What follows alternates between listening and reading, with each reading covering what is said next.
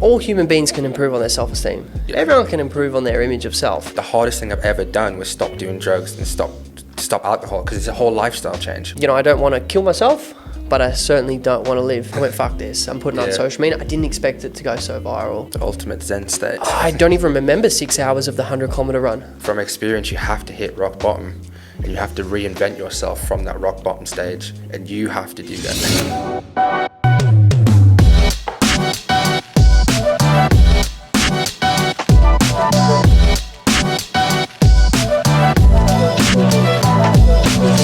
Thanks, Jack. Thanks for coming. Like, the reason I wanted to speak with you is I've resonated with your story so much, especially from a personal perspective and from an inspirational perspective. And I just wanted to get a deeper insight of, you know, how you started, what's your plan, and just a bit about you, really. So, I mean, it's my pleasure. you have asked me to talk about these topics that, you know, my whole life's centered around. So for you to invite me to come here, it's an honor, actually, to be honest. It really is. Nice. So how did you get started? Like, tell me your background. Like, how did you start with Shuffle and Strides, and tell the people what Shuffle and Strides is?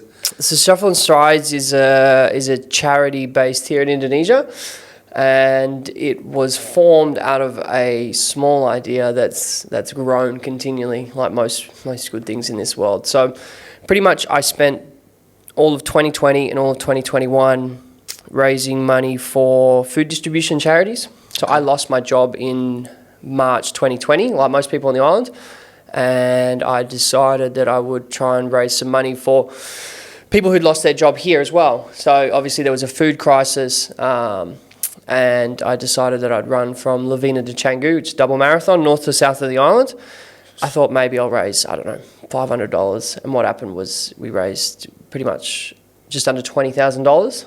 Which, yeah, so it was like, oh, wow, you know, and so that fed, give or take, up to 200,000 people. And obviously my passion lies with mental health and mental health awareness. So after doing these things, there was always in the back of my mind that I wanted to raise money for a mental health charity here in Indonesia. But once I did some research and sort of looked through it all, I found that there wasn't any to a Western standard that aligned with the vision that I wanted to promote.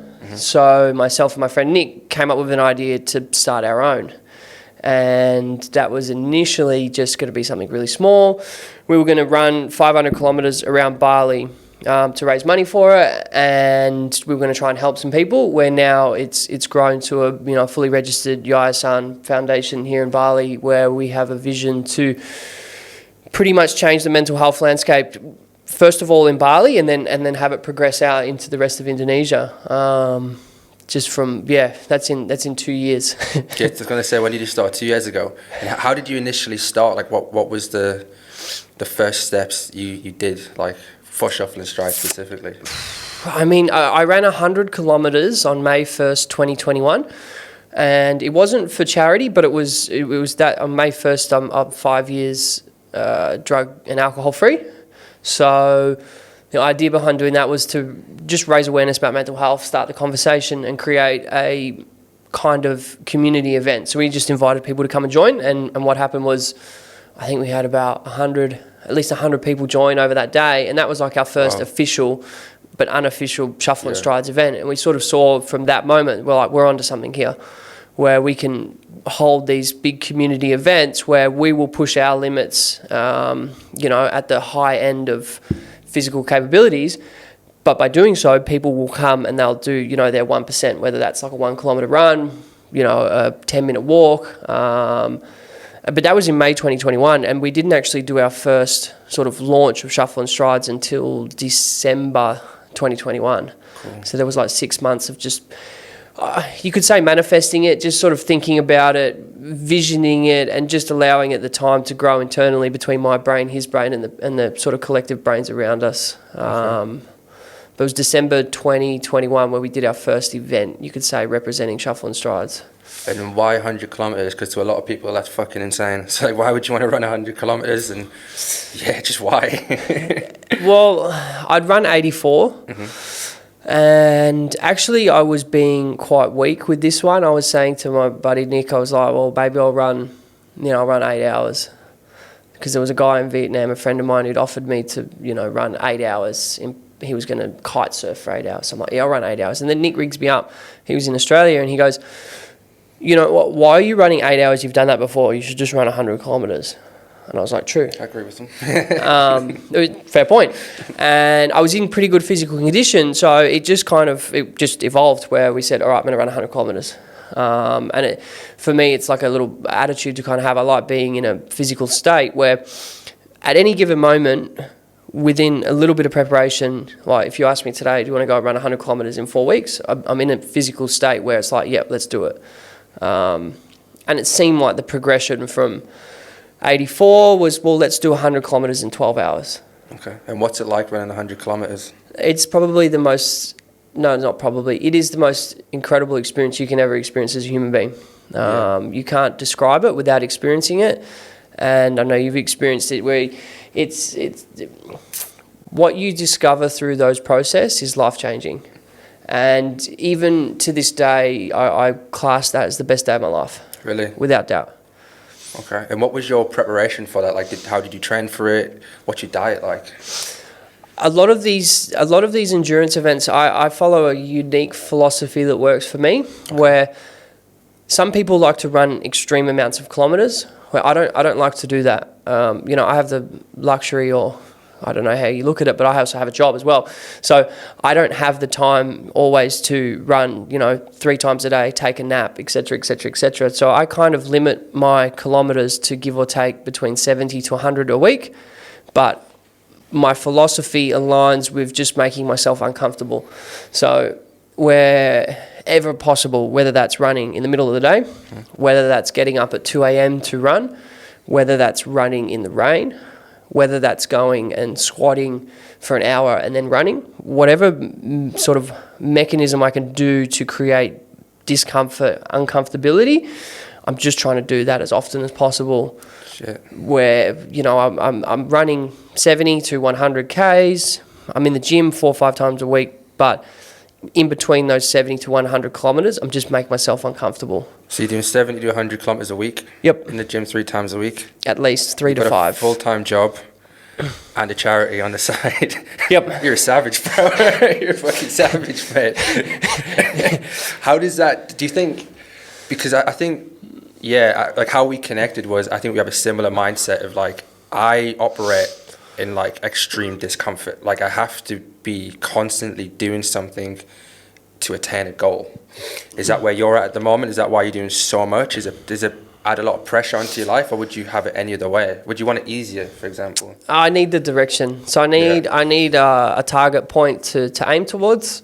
So obviously, if it's right now, I'm training to run 24 hours, and then once the 24 hours is done, we move on to the next goal and the next goal, and it gives me some form of direction and something to work towards. And without it, I just get lost. I think a lot of people do. I think a lot of people get lost. They don't have a goal. They don't have something to strive for. So I just create my own, and whether that's running 100 kilometers or it's just I want to run a fast half marathon or whatever it is, but just internally putting, that's the point. Let's do what we need to do to get to there. Because without it, the routine goes, the structure goes, the non-negotiables go, and then it just becomes a mess. And it's become you could say, a routine where I finish the event, there's a lull period for a week or two, and then it's like, all right, let's go to the next thing. Yeah. Actually, it's that. And you touched on the 24-hour marathon. I want to touch about that because that's happening next week. Next Saturday. Yeah, tell me about that. Like, what was the inspiration for that? And it sounds like a good event. I'm seeing it everywhere now. It's being promoted everywhere. You've got a lot of sponsors. I'm going to be involved.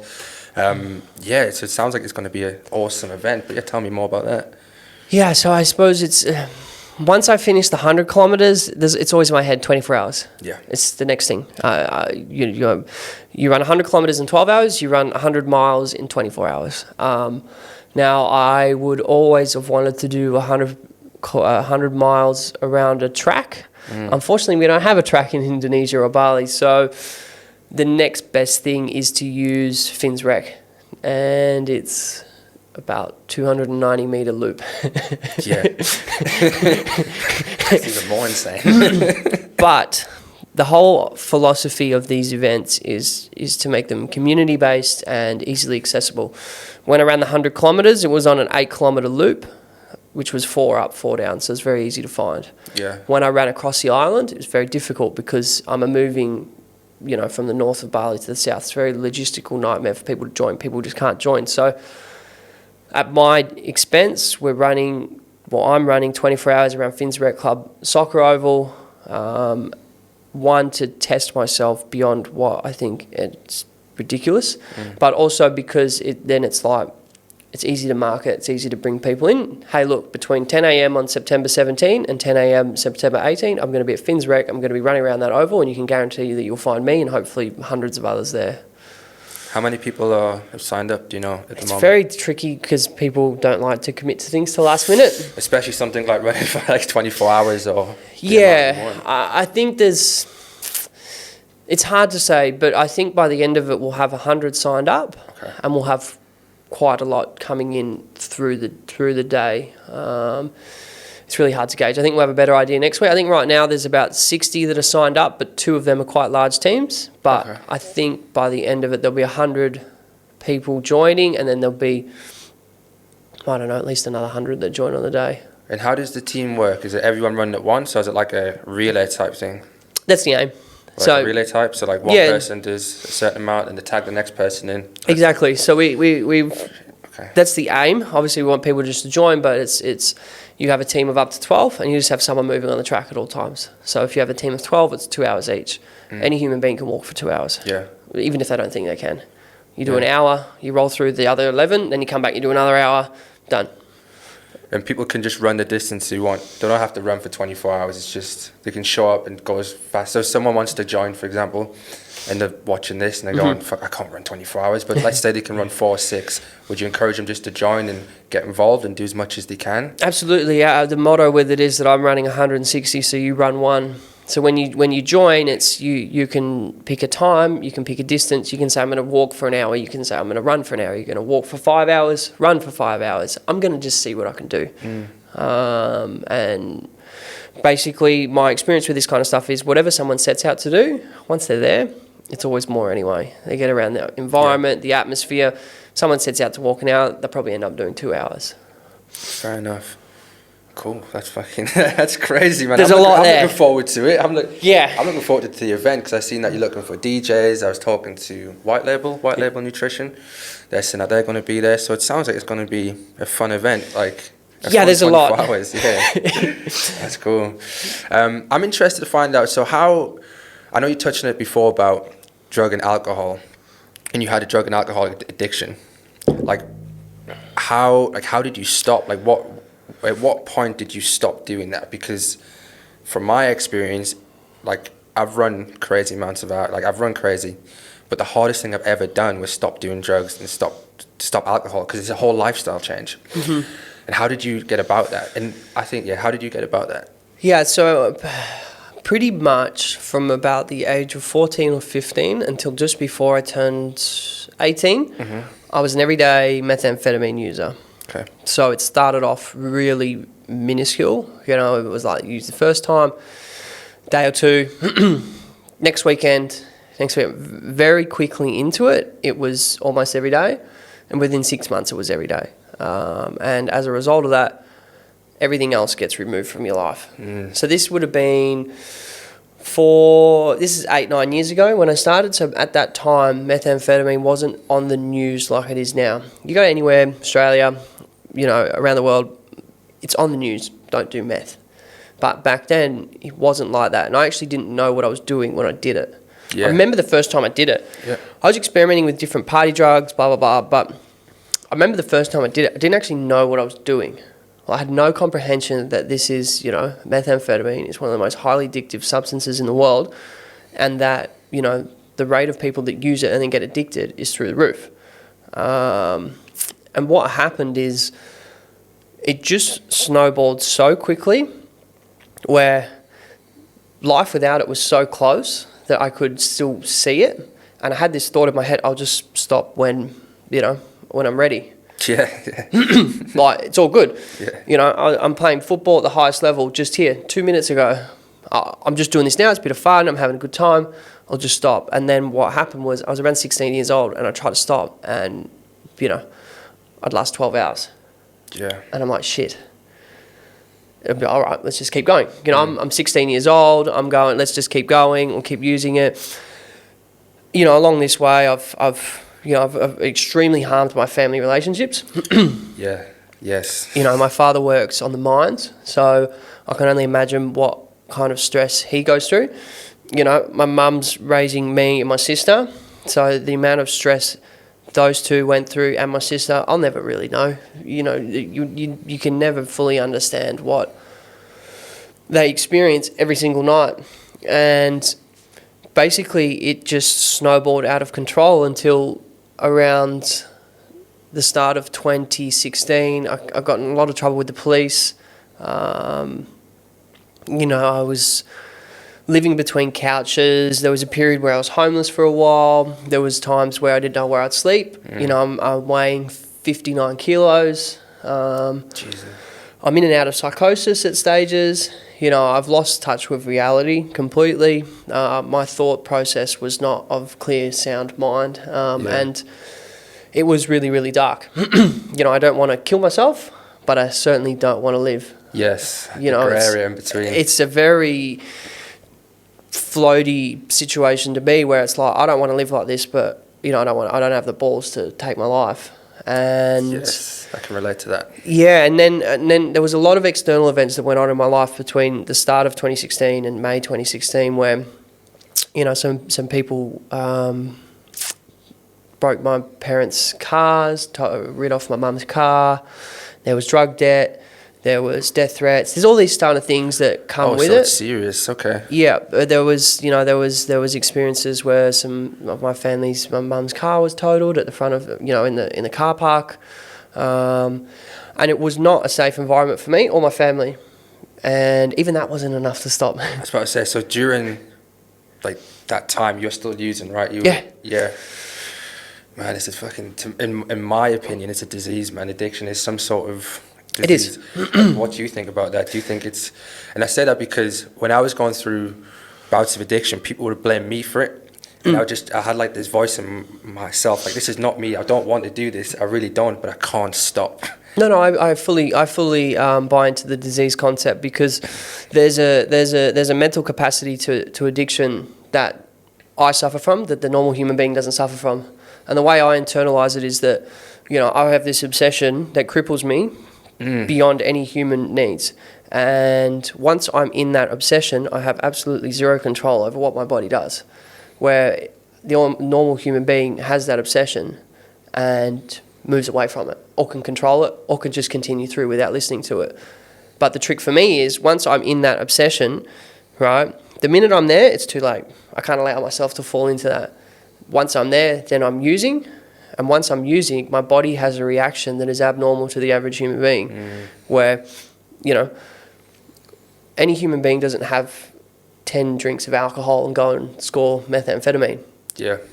That's an abnormal reaction to alcohol, where for me, that's a normal reaction. Yeah. You know, I have enough drinks to get intoxicated and my body has a physical response where it goes, all right, let's get crystal meth now. Oh, I've been there so many times, but look, mine was cocaine. That was my advice. The same Exactly. thing. It's just like boom, boom, every time. There's no control.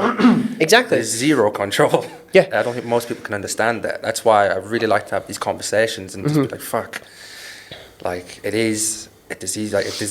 And I think what I'm trying to get to and why I brought this up was because, again, there's a lot of people who will watch this. There's a lot of people who are suffering from addiction now, or like their family members don't know what to do.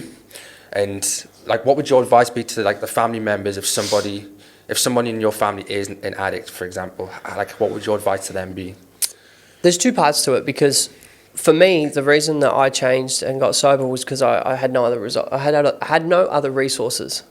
So I had been stripped of this, like, the safety net. Yeah, I couldn't ask for money anymore. I didn't have, you know, all of these cushions on my rock bottom had been removed. And that's really challenging because as a family member, if you have someone suffering, you really want to just give them a little bit of money. You want to give them a little bed. We can't do that. Because what it does is it makes this rock bottom. If you think I'm in my rock bottom and I got some cushion here, I got some cushion here, I'm all right. It's comfortable. But if we're removing these cushions, right, and we create a space where the individual knows when you want help and you are willing to do what we suggest, we will help you. That's all we can do. Because giving them money, giving them a roof, it just prolongs the inevitable. I agree with that. Yeah, I'm under the idea like people do have to hit rock bottom, or they have to find themselves. Yep. That's just from my experience. A lot of people, when I say that, they think I'm fucking sadistic or evil, but I'm like, it's the truth. From experience, you have to hit rock bottom, and you have to reinvent yourself from that rock bottom stage, and you have to do that. Well, pain is the touchstone of any sort of like change in our life. Like without pain, you don't do anything. Yes. But if I'm still feeling happy, I'm going to continue doing what I'm doing. If I'm in real pain, I'm going to make changes in my life. But I'm not going to be in real pain if I can still, go out of my house, go and use drugs for a week, come back, mum's put a hot meal on the stove, I've got a bed, I've got a roof over my head. I'm not going to change. That's comfortable. Yeah. Why would you change? Like, you live in that. Yeah, exactly. So uncomfortability, discomfort is your friend. That's absolutely. We want to sort of speed up a rock bottom. Yeah. Okay.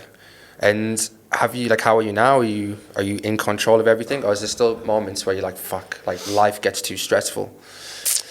It's interesting because I was talking to someone about this yesterday. I haven't had a thought to drink or use drugs in over 6 years. Nice. Not one. That's completely been removed from my life. And that's not everyone's experience, but it's my experience, where I lived 24 hours a day, 7 days a week, where my whole thought process was drugs, alcohol, getting it and using it. That's it. 6 years ago, somewhere around there, that was removed and it's never returned. But, I believe that addicts and alcoholics and people who suffer from addiction and human beings in general, very sensitive human beings who, can really, really find things difficult that other people don't find difficult. And I fall in and out of that, with different things. But overall, like the way that I view myself now, and I wouldn't say this a few years ago, but where I'm at now, I'm completely comfortable with who I am, what I'm doing, and what I'm about, which is a gift. Well, it's incredible. Okay, cool. And how do you think, well, not how do you think, in my experience, all of this leads to where I'm at now. So after I stopped doing drugs, alcohol, I relapsed a few times, many times, with cocaine, completely sober for 4 or 5 years. But alcohol for me is a tough one because I still have like this urge to drink sometimes because I think it's all going to be okay. Mm-hmm. And then when it does happen, it's like, well, no, it's not. Do you know what I mean? I get like, oh, you're good now, you're running. You're not like I used to be homeless. You're not homeless. You've got a good surrounding of people. You're on a mission. You're doing some good things. Just have a little drink. You'll be fine. Have a little drink. You'll be fine. And it's never fucking fine. It's never fine. Yeah. But then that leads to a lot of depression for me. So, where do you think the connection between recovering alcoholics and stuff, and how does that connect to depression? What's your views on depression in general? Because I know you deal with a lot of people who suffer from depression. You're in that ecosystem, so you know a lot more than me. So I just want to hear your views on it. Yeah, it's interesting. With the addicts and alcoholics, I think it's really important the individual knows what their bottom line is. Now, for me, my bottom line is total abstinence. And I just don't waver on that. And I'm okay with that. It's a choice. It's not I can't. That's my choice. My choice is that, each day I wake up and I have no desire and I choose not to drink. And I'm okay with that. It's not a battle at all, but everyone has their own bottom line. And is that I only drink, on certain occasions? Is it once a week? Is it et cetera, et cetera, et cetera? And just finding out what that bottom line is and just sticking to that. The minute we drop below that, that's where, the self-worth, the self-esteem, all that gets crippled in, then we can spiral into the depression, all that kind of... That's good advice. All that stuff, right? Like, it's the same with anything. Whatever my bottom line is with any kind of mental health symptom, doesn't necessarily have to be a diagnosis, but any symptom, once I'm below that, it's going to hurt my self-esteem. It's going to hurt how I feel about myself because, my goal is obviously to be on top of that. But The thing I strongly believe, and this might be controversial in a way, I think that anxiety specifically, a lot of it is a spiritual problem. Where that's interesting. Where if we engage in healthy connection with other human beings, with continuous movement, and that can be 30 minutes a day, healthy talking with people that support us and care about us, seeing a professional when required, most common symptoms of anxiety, in my opinion, can be really diminished. Where what happens in modern culture today is that it's, I suffer from anxiety, I'm diagnosed with anxiety, but then the question I will ask is, what are you doing to help sort out your anxiety? And there's studies now that show that rigorous exercise can lower and almost decrease low-level symptoms of anxiety and depression. And I really believe in that. And I do too, man. And it works for me. Yeah. And when we, incorporate a spiritual way of life, which doesn't mean I have to sit on my knees and pray to God. It can just be connecting with human beings who, have my best interests at their heart. I tell you what, anxiety, depression, all these things, they get moved, not out of the way, but the symptoms get way lower. Yeah. I agree with connection, like it's massive. Like having people around you or a community, man, it's like it's not a cure, but it's like 100%. Like it helps so much. It helps. So I've been alone so many times, like most of my life just alone, and I know like now I've got friends around me. I've got people around me that I can rely on, just talk to, and it just makes things so much better. And exercise, the big one, man. I am an evil person when I don't exercise. I can feel it. I get angry. I'm tense. My day's awful. If I don't exercise, and I become a person I don't want to be. You know what I mean? Well, I mean, if we think of the characteristics of anxiety, depression, and even more significant mental health illnesses, we've got bipolar, schizophrenia, borderline personality disorder, all of these diagnoses, the individuals generally, and I'm speaking from experience, they're lonely, they're isolated, they feel withdrawn, they may or may not, or at least when I was in those situations, I felt that people didn't understand. Yeah. My instinct was to isolate, withdraw, spend time with me. Where, how did I get sober? I did the opposite of what I thought. It's interchangeable with addiction and mental health, where whatever I'm thinking in that moment, I want to isolate, I need to connect. There's so much power in humans connecting with each other from a loving and kind place, where you can't cure mental illness as literal diagnosed mental illness, but it damn well can make a huge difference in that person's quality of life, which is the goal. Yeah, 100%. Is that what you would advise to people? So say if someone's watching this and like, maybe not an addict, but just an old person, and they can feel themselves suffering from depression, anxiety, but they can feel something's wrong. Would your steps be find a community, work out? What would your steps and advice be, bro? I mean, the real simple starting point is, talk about it. Yeah. Because I guarantee that there's someone around you who suffers from what you suffer from. Yeah. Or has been through what you've been through and can help you out of it. So just talking about it is the first starting point. That's going to help you, and it's also going to help other people because you're going to get the feedback from them. The second point of contact is, if you need to, you see a professional. There's lots of professionals, Indonesia, anywhere in the world, that are qualified to be able to help you to get through your problem. That's what they're there for. And I'm a big believer in that where necessary. And the third point is that you just need to move your body. We need to get the chemicals flowing in the brain. Yeah. Doing difficult things, whatever difficult is for you, I mean, it builds character, it builds resilience, it improves your self-image, it creates integrity with yourself. There's so many byproducts of when I don't want to get up and I go and do something, I never feel like crap after it. Yeah, it's mad, isn't it? Never. Yes. Never. I've got the same saying. It's like, if you put discipline, we'll talk about that in a second. Yeah. But you just do the hard shit and you feel great after it. It's going to suck. It's going to be fucking awful the first 10 minutes, but it just passes. And you have that self-worth and not entitlement, but you go, fuck, I can do this. If I can do this, and I can do other things. Well, it's all building your self-esteem. I mean, all human beings can improve on their self-esteem. Yeah. Everyone can improve on their image of self. And by, getting up, doing things that I don't want to do necessarily all the time, or doing things that are difficult, it improves every area of us as a human being. And again, you never finish and be like, oh, that was sucked.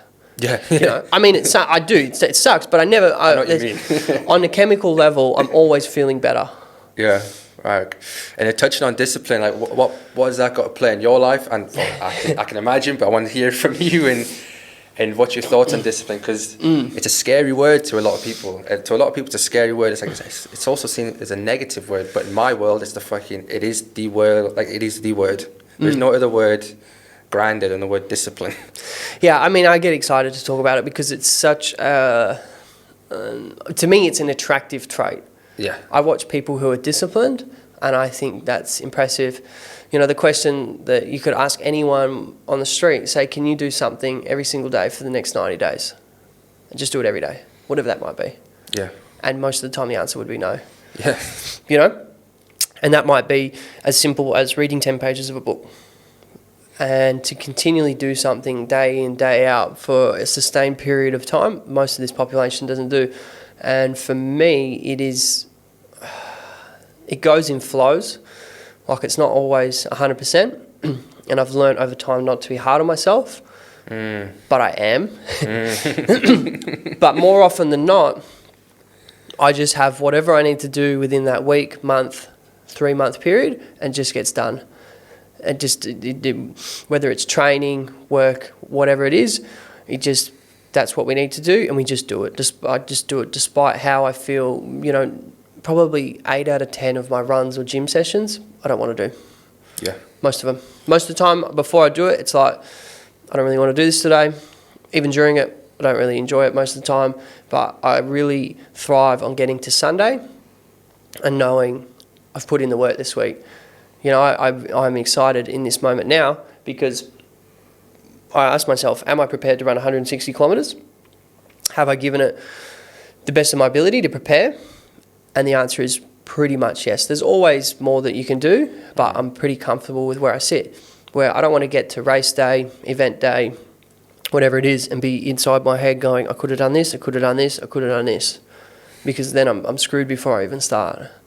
And how do you set up your week? Is it weekly you set it up? Do you say, right, I'm going to do X, Y, Z this week, or is it monthly? Like, how do you schedule? Honestly, I don't write it out.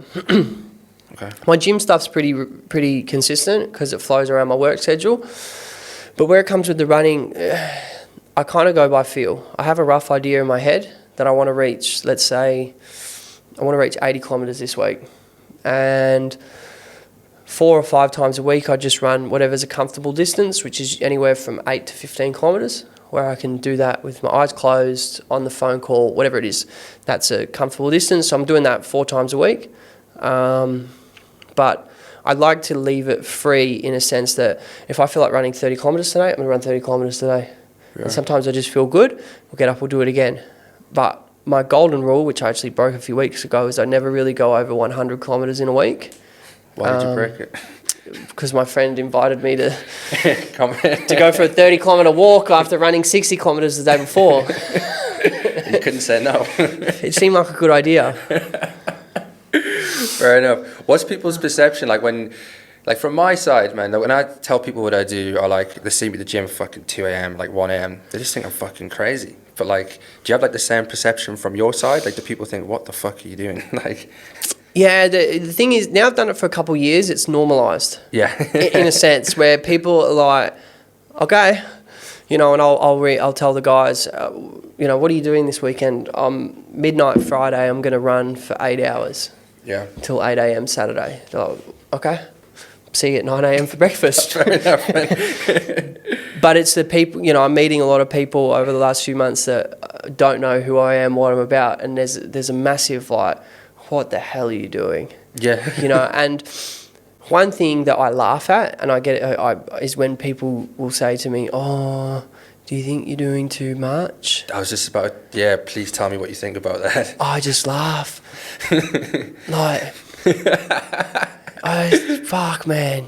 How much have you done this week? Yeah. And you know what? There's people around me that you know, like my best mate Nick. He's my biggest supporter in a sense where he goes, like, mate, you're 24. You're extremely fit. You're extremely strong. There's whatever you think you can do 4 times that. Yeah. And there's people around me that do that. But I have people who message me, oh, you think that's too much training? Keyboard warriors, man. Goggins has a famous saying where you got to overtrain to overtrain. Yeah, exactly. You got to train first to overtrain. Like, fucking, you got to do something. And that's where I'm at with it. It's like, you know, I have a rough idea of what works for me and what doesn't. And I just think that there's a culture of people who are lazy. And I feel that I can be a scapegoat for some people where they say, oh, you're doing too much. And I like the terminology when you point a finger, you got 3 back at you. So, I've never heard that before. So if I'm pointing at you, I got 3 back at me. So when I'm pointing at you saying you're doing too much, I'm looking at me and going, oh, well, I'm just a lazy, you know, piece of shit. Or whatever it might be in that moment. You know, and for me, I just laugh at that kind of stuff. It's like, if you can, why not? Yeah, I don't understand. I don't get why people feel the need to say that, man. You're doing too much. You're doing too much. Too much of what? Like, let people do what they want. It's their bodies, their life. What about your knees? Yeah. You're going to get injured. But you know what the thing is? That people don't see the work that goes on behind the scenes. That is true. To get the body in a position where it can do these kind of things. So it's not, I'm just running all this stuff. You know, I'm doing rigorous gym work that is, if not more important than the running. You know, I'm getting home, I'm stretching every night. I've bought some, you know, compression boots. You know, most nights I get home, let's say 8 o'clock, right? I mean, there's still an hour and a half, 2 hours most night of just doing things to maintain my body for the next day. Where that's the thing that you don't see all the time, where there's hours every week that's put into maintenance. You know, there's ice bathing every day, there's sauning every day. Yeah. There's this wide range of things that enable my body to be able to do that. It's not like we're just doing that. There's a whole nother level of commitment and discipline required to that stuff, because that stuff's difficult. Yeah, like, how do you find ice baths? I love them. You start to enjoy them now, yeah? No, I love them. I've done them. I've done them every day for a few years. Okay, good. Yep. And what's the benefit that's had, not just physically, but mentally? Yeah, I mean, I obviously physically I'll recover faster. I do them in partnership with sauntering, and I just swear by I've never left there feeling not good. Yeah, you know, it sucks though. It does. But again, it builds resilience. It builds discipline. It builds, you know, integrity with self. You know, if it's really cold, it sucks. You know, and sometimes I can do 4 minutes. Sometimes I'm doing 2 minutes. Sometimes it's 30 seconds. You know, sometimes it's just my legs. Whatever it is that day, I do the best I can, which is, you know, interchangeable with anything in life. But I've never left an ice bath and thought that was shit. You know, there's things, good point, man. There's things internally that go on with the way that it releases the chemicals in the brain and the mindset and the clarity that I have when I leave there. I've never left there feeling shit. Yeah, I swear by the sauna. I swear by Me too. it. I'm there every day. I swear by it. And then the days I'm not there, I can feel it. Like I can feel it. My body feels it. Me too. I mean, I do, again, even in that, it's like push the limit. Yeah. It's like, you do 15 minutes, let's do 25. Yeah. If you do 25, let's do 30. Yes. You know, I've been in the sauna too long before as well, where I've come out and I look like I've been on an acid trip because I've cooked myself. Like I was in there once for 30 minutes and it was hot that day, and I come out of there and that was too much. Yeah. It was too much because I'd come out and I was like this for like 6 hours. Shit. Just like I cooked myself a little bit.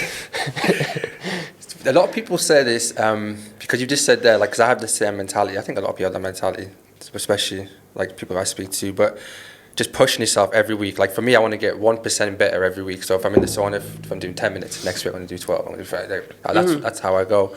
Do you think that is an addictive personality, or do you think that's just obsession for success? Because even me, I struggle with because people tell me all the time, well, now you're addicted to the gym, now you're addicted to working out. But I don't feel like I am. I just feel like I have a goal and a mission, and I'm going to do everything I can to get there. And also, I want to be a fucking weapon. I want to be the best version of myself possible, and the only way to do that is by fucking pushing myself every fucking week. Yeah, I think it's a cop-out to say you're addicted to the gym, but that's where the average human being views it as the gym. They view it as lifting weights, they view it as running, they view it as doing the bench press. They view it as you want a nice ass if you're a girl, or you want, you know, big biceps if you're a guy. Where the way I view it, I'm sure it's the same with you, is I do that to better me as a human being. Like I'm not doing it for the physical gains. Like I want to be stronger, I want to look better, like they're byproducts, but the overall reason behind, You know, gym, running, whatever exercise it is a personal growth thing. It's a self-development thing. It's far more in depth and deeper than lifting weights to look good. And I would say that addiction or not, it's an obsession to improve self, where without that component of, you know, whatever the obsession is, it damages my self-worth. You know, I kind of require that to feel good about myself.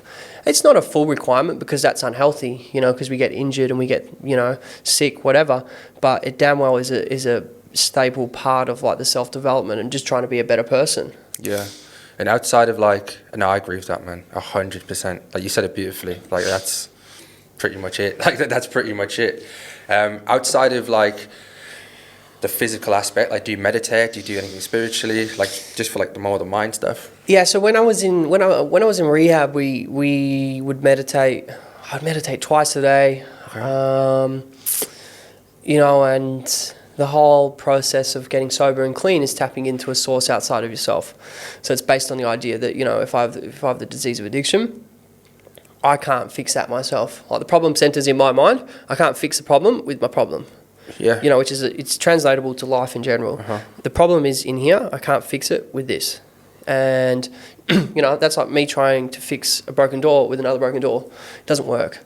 And one of the key components for me in transitioning from addiction to, you know, respectable human being that lives how I do now is through a spiritual connection. What I did 6.5 years ago was I'd meditate a lot. You know, I'd pray to the universe, not in a religious sense, but just to the universe in a way that got me out of myself. And where I'm at now with that stuff is I haven't done it in as long as I should have. And honestly, I manipulate running, sauna, that kind of thing, and utilize it as a form of meditation, where I still connect with the universe. You know, most mornings I ask the universe to allow me to be of best use to others. It's just something I've done every day for 6.5 years. And every night, I don't get on my knees. It's no big ritual, but I say thank you for another good day, because I believe that that's the action of showing the gratitude for the life I live today. And there's it keeps me in touch with, you know, the pain and suffering I used to experience before. But, you know, now I utilize the sauna as a form of meditation. I try and use running as a form of meditation. Again, when I'm in pain, I'll go back to normal meditating. Okay, that's cool. And would you consider yourself successful right now, or like how do you think about yourself? It's interesting because I define success by how, you know, is that person happy? You know, and define happiness. Is he content with his life? Is he okay with himself? Is he, you know, all right with how he's living life day to day? Because I know a lot of people who've got all the money in the world, and I wouldn't want their life. Yeah, I know that. You know, and the happiest I've ever been in my life was my first year in Bali when I had no money. I lived in a cost. I had 2 million to eat every week. You know, I lived on warung food and shitty massages, right? And that was my life for a year, and it's the happiest I've ever been in my life. I didn't Why do you think that was? Because I just moved out of the trauma and pain of addiction, and I'd be given this new life, and I had no worries. Yeah. And there wasn't an idea of, will I buy the new iPhone 14? Because it just wasn't a question. I didn't have the financial means to even entertain the idea of gifting myself that kind of stuff. So I was content with what I had. And where I'm at now, I wouldn't change it for the world. You know, I've had more money in my life before, but I've had less money in my life before. But where I'm at with my purpose, my vision, and how I feel about myself, I wouldn't change any of it at all. That's beautiful. That's cool. No, I agree with that. My money isn't success. It's just, I think you have to find yourself. You have to be successful in finding yourself. And once you do that, your life will be a success. And it won't be easy. It's not going to be easy. No. But I think this is why, there's a lot of reasons why I try to stay uncomfortable. But I'm sure you will agree. There's the more discomfort you put yourself in, the easier life is, because we all face challenges, right? The easier daily life is. Like, things come up, relationship problems, whatever. It's not a problem when you just ran fucking 100 miles. You're like, fuck, it's not a problem. Joe Rogan talks about it all the time. Yeah. He talks about by doing extremely difficult physical things, the rest of life seems easier. I tell you what it does. People go to me. How do you manage to do, 48 hours of CrossFit? I'm like, man, have you tried running 100 kilometers in Bali? Dude, have you ever tried to run 100 kilometers in May in Bali? It's hot. Yeah. Right? The discomfort experienced through that, I mean, everything else is so much easier. It puts everything into perspective. Yeah. And then you want to really go deeper. Have you ever tried going to rehab at the age of 17? Yeah. I mean, I don't know if most people haven't experienced that. Nothing is ever going to be more difficult than that. Yeah. Walking through a rehab at 17, thinking my life's over. Yeah. And you're talking to me about your anxiety because your boyfriend left you. Do people think you're insensitive though, like with where your brain's at, or do you dial it in a bit? No, I dial it in, but the other side of it is the worst thing to happen to you is the worst thing to happen to you. Oh, that's nice. Do you know what I mean? Should probably chop that up and put on a quote somewhere, man. But it's true, it's the worst thing to happen to me is whatever that is. But the worst thing to happen to you might have been that you were bullied at school, right? And some kid called you fat, and you hold on to that until you're 40 years old.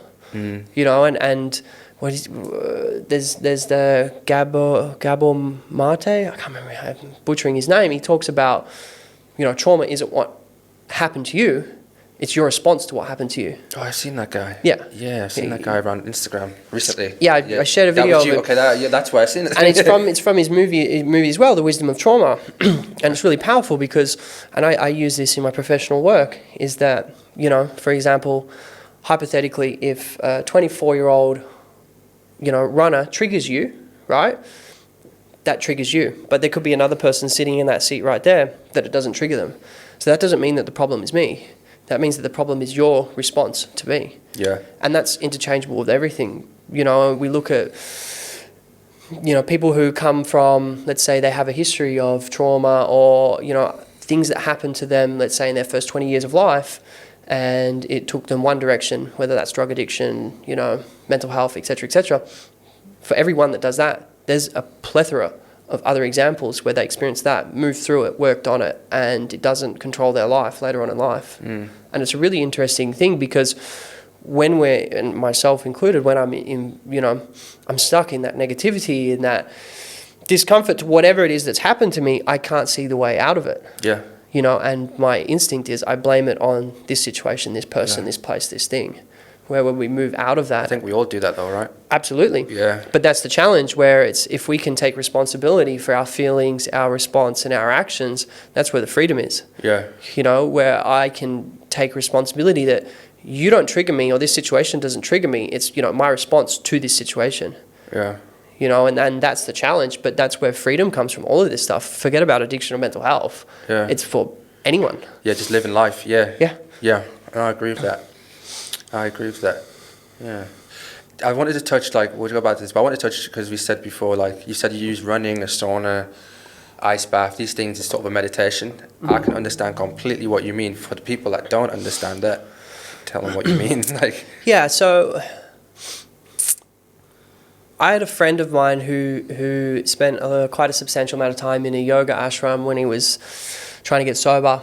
And he's really big on this aspect. And he used to tell me, whenever you're doing something, just do that. So what that means is, for example, when you're brushing your teeth, just brush your teeth. Just brush. No thinking. Just brush. You're tying your shoe, you just tie your shoe. And becoming completely present with whatever action you're taking. Now, if you continually do this over a period of time, you're going to notice how many thoughts come in and out of your brain. And it's quite a challenge. You think, oh yeah, just brush my teeth. But then if you think, how much thinking do you do when you brush your teeth? So for me, it's putting that into all these other different activities, whether it's running. When I'm running, you can spend it thinking and obsessing and in fear and all these kind of things. Or you can tap into being present in that moment and just flowing with the run. Left, right. I've had experiences where I've run 6 hours and it feels like 5 minutes because I'm in a complete flow state where I've lost touch with what I'm doing. And I've had runs where I run for 10 minutes and I want to kill myself, And that's all related to where my brain's at and the level of, being present in that moment that I'm experiencing. Same with the sauna. When I'm in a sauna, it's 180 degrees, it sucks. But it only sucks if I allow my brain to tell me that it sucks. If I can disconnect from the thoughts that it sucks in a meditative state and lose touch in a way with what's going on around me, it doesn't suck. You know, and if everyone's been in a sauna or hasn't, there'll be a period in that sauna where, you know, it's usually around 10 minutes where I say, it's enough. It's good. We can stop now. But that's just the brain. Yeah. You know, and the brain's telling me I'm done, when hypothetically I can do another 50%. Yeah. It's the same with anything. When I'm running, you know, when I've run for 30 kilometers and a 40K run, my brain says it's enough. You know, when hypothetically, you know, realistically, I can go for another 10 hours. And what do you do in that situation when that happens? Well, now I have enough experience where I know that my brain's trying to kick my ass. Yeah. And I use an example. When I ran 100 kilometers, at 25 kilometers, I had a freak out because I'd run for 3 hours and I still had 75 kilometers to go. Yeah. You know, and that was my brain tapping into, you've already run a long way and now you've still got 75 Ks to go. And I freaked the hell out, right? And then, you know, we move through that, just disconnect from it completely. You know, whatever I need to do, focus on my left, right, put some headphones in, whatever I need to do. Next minute it's 75 Ks in, I go, fuck, that was 50 Ks ago. So when you hit that breaking point, or the point of like, we need to get the fuck out of here, what would you recommend somebody do there? Just literally focus on the breath or focus on something that's present, or what would you recommend? It depends where it is. For example, if I'm freaking out in this moment in this room here, I'm gonna center myself. So I'm gonna go feet on the floor. You know, I'm gonna put my hands on here, and I'm gonna think, where am I? And I'm just gonna try and slow my breathing. Mm-hmm. You know, most likely if I'm freaking out, I'm hyperventilating. You know, my heart rate's increasing, my whole body's going into shock. So I want to slow down the central nervous system. So I'm gonna, you know, breathing, hands here. Where am I? Okay, I'm in this chair. Everything's okay, etc., etc., etc. When I'm running or something, I'm just getting into the moment. Left, right, left, right, left, right, left, right, left, right, left, right. Sometimes I do this with my fingers just to take my mind away while I'm running. But ultimately, it's just continuing to move forward. Do you ever think when, like, I agree with that massively, especially I relate to when you say, like, you can run a long distance and it just feels like nothing. You're literally disconnected from, it's a weird state of mind. I don't think many people, it's hard to describe. Yeah, it really is. It's like, I don't know, it's like, to me, that's like euphoria. It's not euphoria, but it's like, wow, like 6 hours, 5 minutes. It changes my perspective of time and shit. Like fucking. It's the reason I do these things. Yeah. You know, in 100 kilometer, I talk about it being in the bubble in a way. Like that's the way I internalize it in my brain is you're in a bubble and like, let's say 160 kilometers next week. My goal in that 24 hours is to run 160 kilometers. I'm not worried about my finances. I'm not worried about my relationships. Yeah. I'm not worried about my job. Yeah. I'm not worried about my family. Yeah. I'm not worried about dogs, cats. There's nothing in my life that is relevant other than the goal for the next 24 hours. And through that, you go into such a flow state where for me, I disconnect from reality as a protective mechanism for the shock that my body's going through, where it's almost like a blackout because you lose touch with reality and time just blends into one, and then it's, you know, this experience of just flowing through whatever the activity is and it just getting done. The ultimate Zen state. I don't even remember 6 hours of the 100-kilometer run. It's mad. Yeah. And do you ever Goggins talks about when you get in that deep state of mind. I do this actually a lot. I always bring up like the people who told me I couldn't do it. Like I always do that. Do you ever do that yourself? Always. Yeah. He has a saying where he says that he tape records them and plays them on replay. I might start doing that. And I have that though because they're not now, but in the past, there were people who told me, you can't run across Bali. I said, fucking damn right I will. Yes, boy. You shouldn't have said that. You know, and I like the Michael Jordan philosophy where he would create scenarios to motivate himself. Like what? I'm not familiar with that. He talks about it in The Last Dance where he would pretend that you talk shit about me so that I'm going to beat you. And he'd make it up, but he would believe it, right? And I'll do these things in my head where I'll create these. I have to do this for the Instagram post. I've said that I'm going to do this. I have to do it. I'll message. I can't let someone down. I'll message someone say I'm going to run, da da da da da, you know, and using one little message as just an internal motivation to continue through absolutely everything. Yeah. Anything. from 3 words. Yeah. You know, like for the 160 kilometer, it's like it just has to get done. Yeah. There's no way around it. It just has to get done. Fair enough, man. I'm glad that you can relate. That's the shit I do all the time. Like, you can't fucking do it. Just watch me. You're wrong. Yeah. I'll prove to you. I will do whatever I set my mind to, and you're gonna just sit there and watch. Like, and I replay that shit in my head. After I go on, like, that's like my.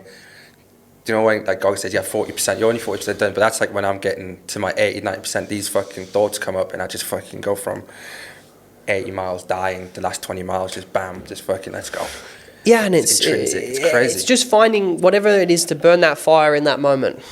And like with the 100 kilometer, it was like I just tap into something different times. When I'm struggling, it's like whether this takes 30 hours or 20 hours, it's going to get done.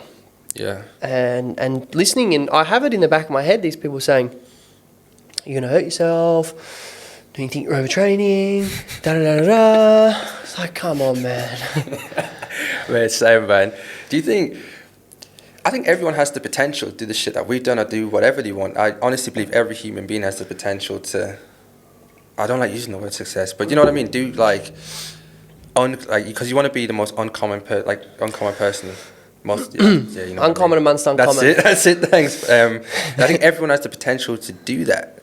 But why do you think they fear away from that? Like, why? Like, is it excuses? Is it no discipline? Is it... what do you think that is? Because I think every human being I meet, I'm like, you can do so much more. Like, you can.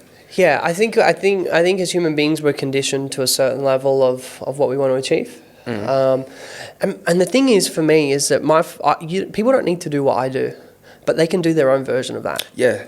You know, and they don't need to go and run 100 miles around a 300-meter oval, but what they could do is just have a go, whether that's going and trying a new, signing up to a new course, continuing your learning development, try salsa dancing, go and jump out of an aeroplane, whatever it is to get out of your comfort zone. Because we as human beings get conditioned to being comfortable. The world is designed now to make us comfortable. Technology, everything is moving towards making life easier and more accessible, where getting uncomfortable, however that may be, walk every day for 6 months. I know, there's a girl I know, her name is Logan. She's done a little bit of exercise every day for almost a year. And it started off with 90 days, and it's just progressed and progressed and progressed. And that's what I hope that sometime, and I know it happens because I get the messages every now and then, but that from me doing these kind of things, you doing your kind of things, people like Goggins doing their kind of things, that, it inspires someone else to say, hey, look, maybe let me look at my life and what can I do differently? Maybe I can go for a walk every day. Maybe I can try, to develop my study, whatever it might be, but just try something. Yeah, I agree with that. And eliminate excuses. I think that's the big one for me. Yeah. Because excuses sound best to the person who makes them. Like, it's just a bullshit reason. That's why you're telling yourself you can't do it. There's a saying we use in the recovery world, is that, like, there's lots of excuses, but is there a reason? As someone who might, like, for example, there's a lot of excuses that I could go and drink and use drugs, but there's damn well no reason. I like that. It's a good one, because we can make up all these things, and it's like, I've had best friends commit suicide while being sober. Yeah. That's an excuse to go use, but it's not a reason. Yeah. It's differentiating that. Yeah. I wake up, I'm tired today. That's an excuse. It's not a reason. So far. And how do you have any problems battling with your ego? It's challenging because, ultimately I want to stay humble, and I want to be the same as everyone else. And what happens is that I've done these things, and people have, will put me on a pedestal that you can do that and you can do that. Where, I do my best to put it out there that 3 years ago I'd never run more than 30 kilometers. The longest I'd run at the start of 2020 was 10 Ks. So that what I'm doing now isn't through natural talent. It's through... It's fucking hard work, bro. doing difficult things it's continuously. Suffering, hard work, suffering. You know, where I am now is an accumulation of 24 years, but specifically, you know, 3 to 10 years of training. Yeah. Like, it's not by mistake. But also trying to put it out there that, you know, 6 years ago I was on death's door, dying from addiction. You know, and just trying to stay in a place of humility where I'm not better than you. Yeah. And that's the hope by, you know, the philosophy of I'll run 160, so you run 1. Yeah. You know, and hopefully that it doesn't come across that I'm better than anyone or that I'm on this pedestal where I'm just doing these things, 1, for myself because I enjoy it, but 2, hopefully that it can inspire someone else to make a positive change. Yeah. Right, no, I hear that. But it's a challenge. Yeah, it is. No, it is. It really is. I know exactly what you mean. I know exactly what you mean. I think for me as well, I've definitely, dude, I've had like, I think was it last July, I ran a marathon every day for 30 days.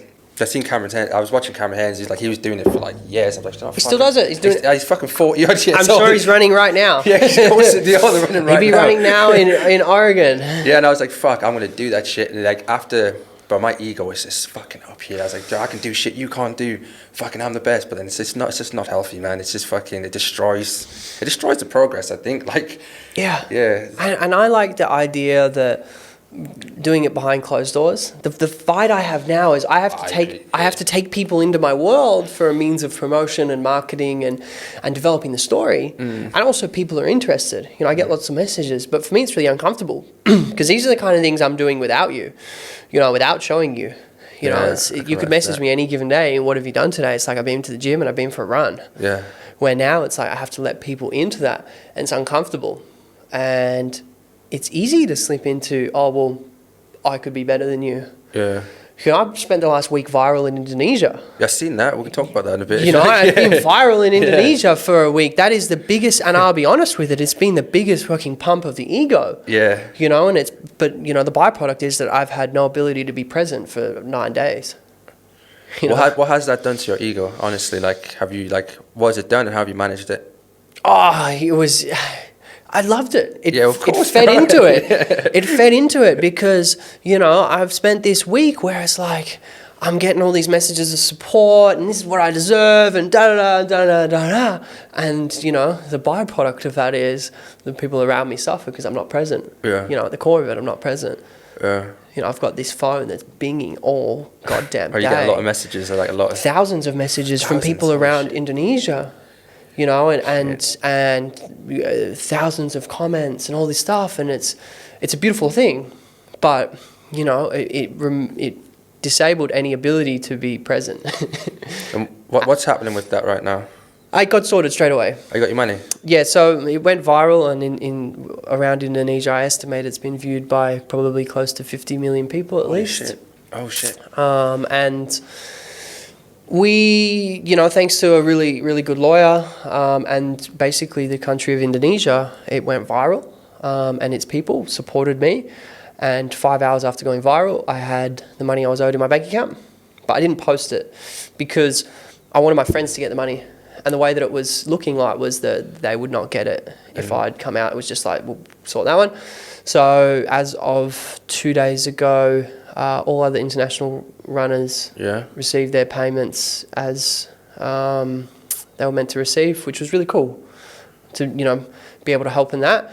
But also it's just what we all deserved. And it's been interesting because it seems like a topic that needs light shined on it. Yeah, I didn't know. I met Damien. Yeah, he was at like this event I was at, and he was telling me it's quite normal for athletes not to get paid. Just to let everyone know, so you ran a marathon in Bali, prize was 150 million. Yep. And there was subsequent prizes for second, third, and so on, but they didn't pay the athletes. They paid us 50. They paid me a third of the prize money 2 weeks ago, and then they went real quiet. And in between that whole period, they were real quiet. Okay, cool. So that's what we're talking about. And like, so when I met Damien, he's what is he? A YouTuber? He's a content creator. He was saying it's quite normal for athletes in Indonesia not to get paid, and he's had a lot of experience of different people who've said the same thing. Yep. So like, what was their reason, man? Like, because I was watching your story, I was watching it, but I'm like doing my own shit. So I was like, fucking, I'm doing my own shit. Yeah. But, like, what happened? Like, I don't know. Honestly, I don't fully understand. Oh, really? Okay. I really don't, because there's an event promoter and there's CONI, which is a government department, Commission Olahraga something Indonesia, Olahraga meaning sport. And I honestly, it just seemed like a mess. It's the first time this race has been run. It's really sad because this was the Indonesian International Marathon, where, you know, this is my home. I love it, this place. And as a byproduct from, you know, it going viral, it's that race. I don't know what happens with it, but it's hurt the name of Indonesia. But the other side of it is, I finished first in the category. I didn't ask to finish first in the category. I didn't even know I won the prize money, right? And so I'm entitled to the prize money, which was really uncomfortable for me because I didn't feel like I deserved it. Yeah. And then I'm having to chase it up and da-da-da and da-da-da. And then, you know, I'm having to make this thing viral over prize money that internally I don't even think I'm deserving of. Yeah. But, you know, I am because I finished first in that category. But even now, I don't fully understand. I really don't. I feel like there was an argument between the two entities that were meant to pay it, and it just, I don't know. I think maybe they thought that I wasn't or any of us were going to speak up. Yeah. So did you just literally one day have money in your bank account, or did you have any correspondence with them about being paid? It was, originally I was going, there was the race director of the race was phenomenal. She's a lady within the organisation. What's her name? Irina. Okay. So Irina, the race director, was phenomenal. She helped me from the start, and she was my only communication was via her with the relevant people. August 24, I received 50 million out of 150, and it was like, here, we pay this, and then you're done. And I'm like, no. And then from that moment on, other people outside of Irina stopped responding. So she was still trying to help me. No one was responding, you know, and I just reached a point where a phone number got blocked by someone within the organisation. These red flags, man. I went, fuck this. I'm putting it on social media. I didn't expect it to go so viral. And from there, it just took off pretty much. Damn. And within, you know, on Wednesday last week, 5 hours after viral, the remaining money was in my bank account. That was it. That quick. No conversation, just bam. Phone call, we're going to pay you. It's coming. Okay, fair enough. And it was in my bank account. And 5 they give hours. no reasons, nothing. No. I just don't understand at all. Yeah, it's a different world, man. Yep. Fair enough. What else did I want to touch on? We spoke about before briefly, 48 hours CrossFit. I just want to see why did you choose that and how did that happen? Because I know it's outside of what you normally do. You're a runner, right? Yeah, I mean, I love the gym. Yeah. So it aligns with the philosophy of Shuffle and Strides of engaging different communities and taking the message to a wider audience. So we want to take the message of Shuffle and Strides, which is like you've talked about, you know, 1% better. What's my 1%? And inspiring positive lifestyle choices. And that can be go for a walk, or it can be, you know, do a CrossFit class. It covers everything. And we did 12 F45 classes in one day when did we do that? April? How was that? It was easy. Fair enough. It was easy. It was fun. Fair enough. And so then the progression from that was, let's engage a new community and let's try and take our message of what we're trying to promote to a new community. So we spoke with Wanderlust, and the original plan was to do one class every hour for 24 hours. You know, some of the classes would be 5 minutes, some would be 4. Okay, yeah. Some would be short ones, some would be long ones. And they came back with the idea of doing one every 4 hours for 48 hours. And it just seemed, my experience with it was just really fun. Yeah, it was fun. That was great. It's different, you know, all that stuff. The biggest challenge with that one's the sleep deprivation. Yeah. Were you getting bit by mosquitoes too? I don't think I was. No, you were. I got fucking hammered by mosquitoes, bro. I was just like, I couldn't sleep at all, man. But the thing for me is I get better at that as that goes along. Yeah. You know, I ran a half marathon before the last class. Yeah. Like for me, once it gets through that initial stage and we sort of normalise whatever uncomfortability it is, that's where I feel like I get better. And same with my buddy Nick. Like we felt when we finished, we're like, we could have done this for another day. Yeah. And how did you make this shit look so easy, like organising these events, right? Because it's a lot going on, a lot of sponsors, a lot of people involved. Now, I don't know, do you have a team, or is it just you and Nick? No. So as part of Shuffle and Strides, we have we have the ISARM founder, whose name is Sari Dewi, and then we have a board, as any charity would, who manage that kind of thing. When it comes to the events, we have Right Reasons Funding, who they handle all that stuff. What we've found earlier in the year is that we don't have the time or energy. We can jam in work, relationships, training, but we cannot include event management. There's too much. So that's where we bring in Right Reasons Funding, who's good friends of mine, and they manage all that stuff, where our job is to, the self-promotion sort of stuff that we do already. But when it comes to the event, all that kind of stuff, they handle it. It's beautiful because it means that I don't have to think about it, I don't have to worry about it, and it's taken care of. Are they part of Shuffle and Strides too? Do you have any sort of... No, not necessarily, but we're more than happy for them to manage our events moving forward. No, that's good. It's unreal. And I think they're doing the same for the 24 hours. Yep. Yeah, that's good, man. That's a good partnership you have. Yeah, DJ, the guy who runs that, actually managed my charity runs when I ran across the island. Oh, really? So I know him on a personal level, and they align with what we want to do anyway. Cool.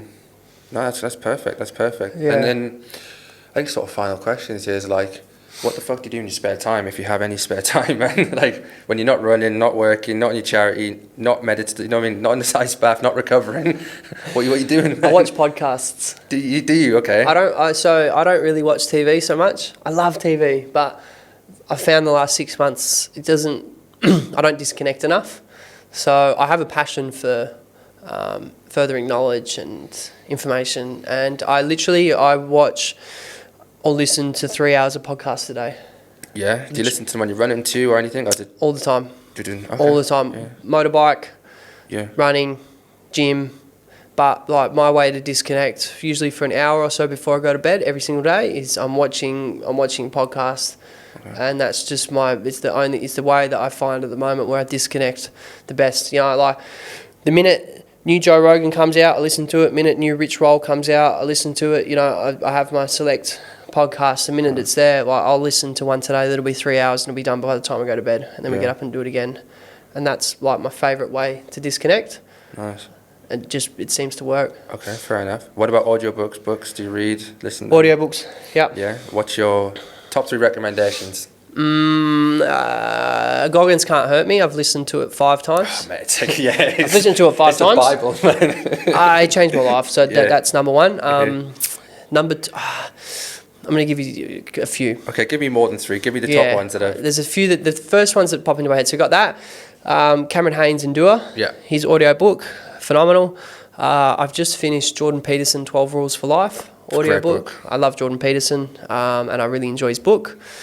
And the fourth one, it's not self-help related, but Andre Agassi's book is the best sport book you'll ever read in your life. What's it about? I've not... Andre Agassi, the tennis player. I don't know who he wrote.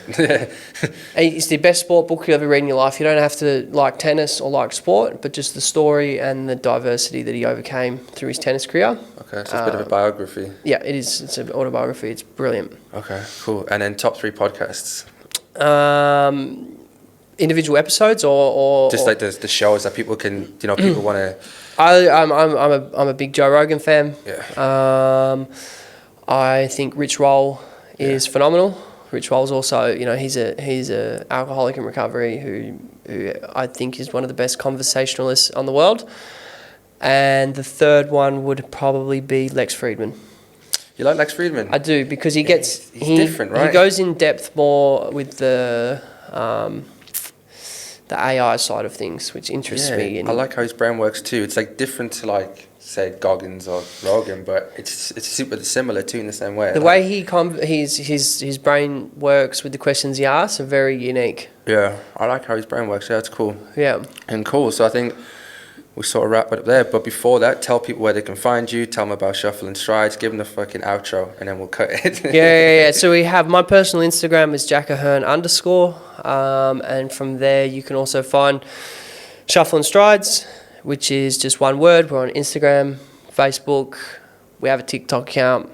Yeah. We don't post on it enough as we should. We have a YouTube account, but we've only got one video on it. But we predominantly, our platform currently is Facebook and Instagram. Cool. And then future events? 24-hour event, September 17. I'm going to run from 10 a.m. September 17 till 10 a.m. September 18 at Finn's Rec Club around the soccer oval. And then I'm thinking of signing up for the Singapore Marathon. When's that? December. In Singapore, yeah. Yeah, I'm really considering doing that, and then we'll have a few other big events coming with the end goal sometime next year. We're going to do a little run around Bali. Yeah, tell people, man, that's not a little run around Bali. Well, that's a big run around Bali. Yeah, I forget about it because we got so many other things. Yeah, So that's the main one, man. Yeah, so 500 kilometers. So it'll be 13 marathons, 13 days to circumnavigate Bali. It's 13 marathons, 13 days, so it's 26 miles a day. Give or take, yeah. My concern is that I'll want to continue when we finish. Let's do tulips, man. Just run to... Possibly, it's possible. Run to Jakarta. It's very possible. Damn. Well, that's it, man. Like, thanks for having you, man. Thanks for having me. Thanks for coming. Anytime. Good. Well, over and out. All right, Beautiful. all good. Perfect. Cheers, bro. Cool. What do we do for time? It's like, an hour and 10. Nice. Oh. I'll start recording. I don't know what I'm doing.